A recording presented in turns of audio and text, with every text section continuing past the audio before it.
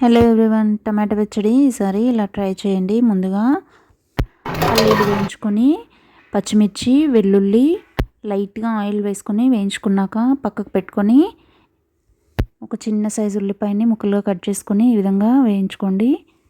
ఇప్పుడు ఇందులోకి కరివేపాకు పుదీనా వేసి లైట్గా వేయించుకోండి. ఉల్లిపాయ తప్పకుండా వేయండి, చాలా టేస్ట్ ఉంటుంది. ఇప్పుడు ఒక 2 టేబుల్ స్పూన్స్ ఆయిల్ వేసుకొని ఇందులోకి టమాటో వేసి కొద్దిగా మెత్తబడే వరకు వేయించుకున్నాక అందులోకి నానబెట్టుకున్న చింతపండును ఉడకబెట్టుకోవాలి. పల్లీలు పౌడర్ చేసుకొని పచ్చిమిర్చి ఉల్లిపాయలను కూడా వేసుకొని పేస్ట్ చేసుకోవాలి. సాల్ట్ వేసుకొని టమాటో ముక్కలను కూడా వేసుకొని పేస్ట్ చేసుకొని పక్కకు పెట్టుకొని పోపు వేసుకోవాలండి. పోపులోకి శనగపప్పు, మినపప్పు, జీలకర్ర, ఆవాలు, ఎండుమిర్చి వేసుకొని పసుపు వేసుకొని పోపు వేసుకున్నాక ఇందులోకి ట్రాన్స్ఫర్ చేసుకుంటే టమాటో పచ్చడి రెడీ అండి. Please like and subscribe.